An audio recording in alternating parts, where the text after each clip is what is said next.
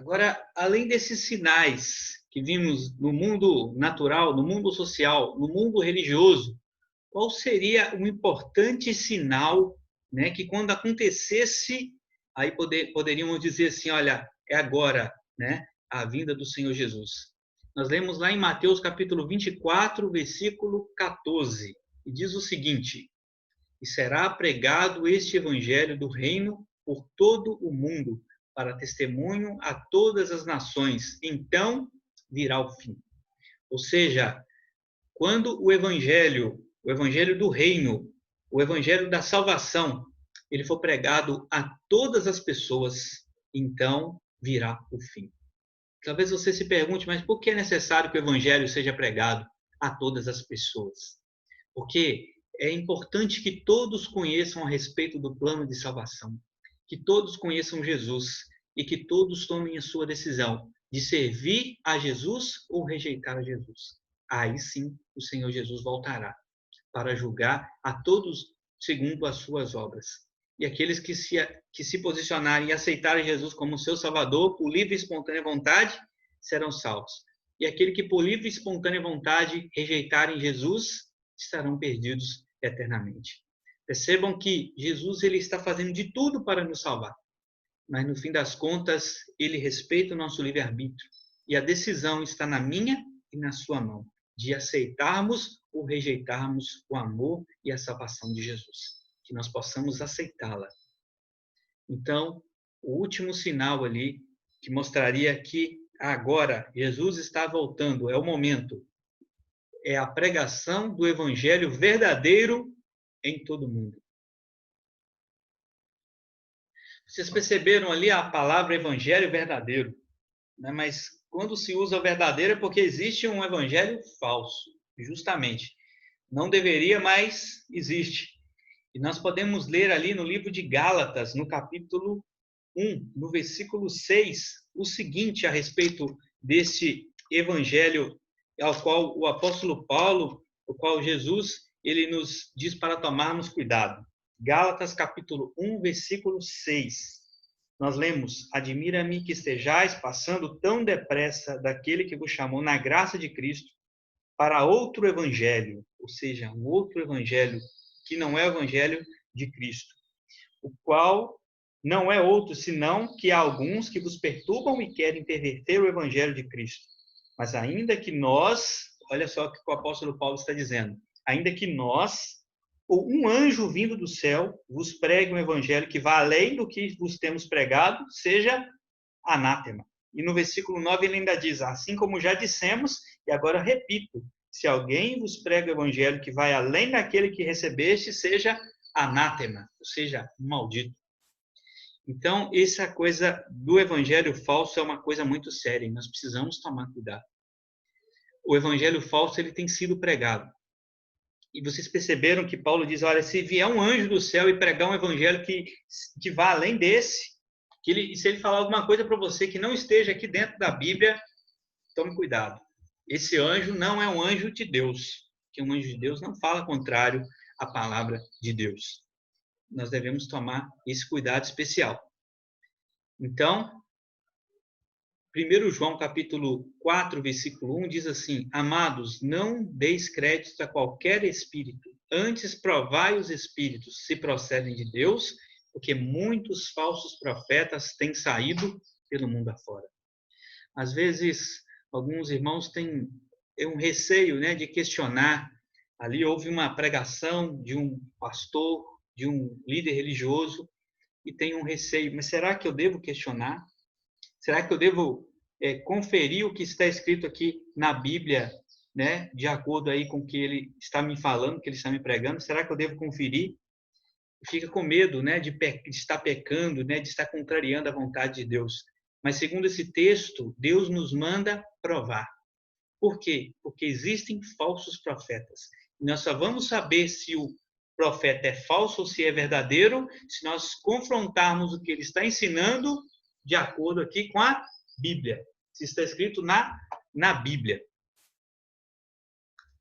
E nós vemos algo interessante acontecendo aqui em Atos capítulo 17, no versículo 11. Quero deixar aqui para você Atos 17, versículo 11, nós lemos o seguinte. Paulo faz um elogio aos bereanos. Ora, esses de Bereia eram mais nobres que os de Tessalônica, pois receberam a palavra com toda avidez, examinando as Escrituras todos os dias, para ver se as coisas eram de fato assim. Com isso, muitos creram, mulheres gregas de alta posição e não poucos homens. Olha só, o que faziam ali os bereanos, os fiéis da cidade de Berea? Eles ouviam a pregação do apóstolo Paulo e dos demais apóstolos, discípulos, e eles conferiam na Bíblia se aquilo que eles estavam ensinando, de fato, estavam na Bíblia. E o apóstolo Paulo não os critica, pelo contrário, ele elogia essa postura dos bereanos. Ele diz que eles eram mais nobres que os da cidade de Tessalônica.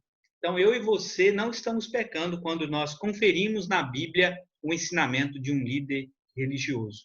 Nós estamos apenas conferindo se ele está falando de fato de acordo com a Bíblia. E se o que ele está ensinando está de acordo com a palavra de Deus, você pode segui-lo, porque assim você está seguindo a palavra de Deus. Porém, se o que ele está falando está mais ou menos de acordo com a Bíblia, tenha cuidado. Não siga, senão você também estará indo para o caminho do erro. Então, eu devo provar se o ensino está de acordo com a palavra de Deus. Por que Deus manda provar o ensino dos profetas? Nós lemos lá em Mateus capítulo 7, versículo 15, o seguinte: acautelai-vos dos falsos profetas que se vos apresentam disfarçados em ovelhas, mas por dentro são lobos roubadores. Olha só esse exemplo, o que Jesus fala? Lobos disfarçados de ovelhas. Esses são os falsos profetas. Imagine que você veja ali um lobo com a pele de cordeiro e um cordeiro ao lado dele. Você olhando assim rapidamente, não dá para você diferenciar quem é o lobo e quem é o cordeiro. Não é verdade? Porque todos estão ali com uma roupa, com a pele de cordeiro. Mas o lobo por dentro, no fundo ali, ele é um lobo. Então, pelas atitudes do lobo, nós vamos identificar que ele, na verdade, não é um cordeiro, mas sim um lobo. Mas se nós olharmos rapidamente, os dois são semelhantes. E segundo Pedro, capítulo 3, no versículo 16, nós lemos: ao falar acerca desses assuntos, como de fato costuma fazer em todas as suas epístolas, nas quais há certas coisas difíceis de entender e que os ignorantes e instáveis deturpam, como também deturpam as demais escrituras para a própria destruição deles. O que o apóstolo Pedro está querendo dizer aqui? Ele está falando que o apóstolo Paulo, em suas epístolas, em suas cartas, ele escreve, e o apóstolo Paulo ele era bem culto. Afinal, ele era um fariseu, ele foi um fariseu. Ele estudou ali nas melhores escolas da época. Então, ele falava de uma forma, ele fala, nas suas epístolas, de uma forma que às vezes é um pouco difícil de compreender. Assim como também, toda a Bíblia, nós encontramos alguns termos difíceis de compreender.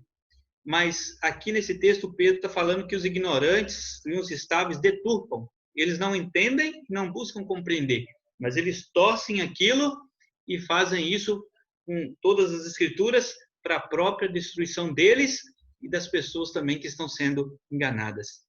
Então, pelo fato da Bíblia não ser um livro assim tão fácil de compreender, nós devemos tomar cuidado, devemos, à luz do Espírito Santo, buscar o entendimento e não simplesmente acreditar assim sem fazer nenhum questionamento. Então, por que Deus manda provar o ensino dos profetas? Porque o engano às vezes parece verdade. Para provar se o que é ensinado está de acordo com a Bíblia.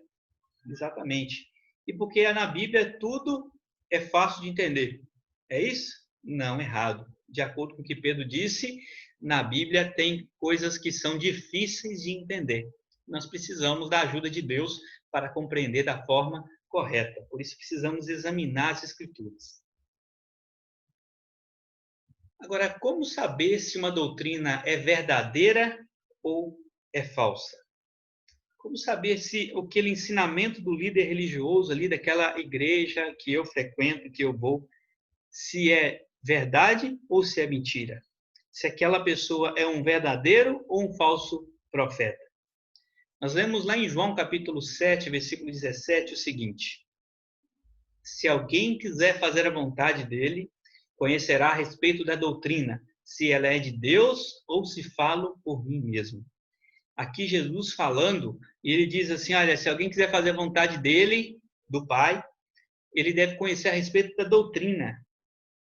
O que ele está ensinando, o que a pessoa está ensinando, o que ela está ensinando é de Deus? Aqueles ensinamentos da igreja, desse líder religioso, é de Deus? Está na Bíblia? Ou a pessoa está ensinando dela mesma? Esse ensinamento é baseado em tradições e ensinamentos passados ao longo da história. Então, é necessário confrontar a doutrina com a palavra de Deus. Isaías 28:10 diz, porque é preceito sobre preceito, preceito e mais preceito, regra sobre regra, regra e mais regra, um pouco aqui e um pouco ali. Nós vimos esse texto no nosso primeiro estudo, que era como estudar a Bíblia. E esse texto está nos querendo dizer que nós devemos pegar todos os textos que falam daquele assunto, juntar e então entender como de fato é aquele ensinamento. Quero estudar sobre a volta de Jesus, não devo pegar simplesmente um texto isolado.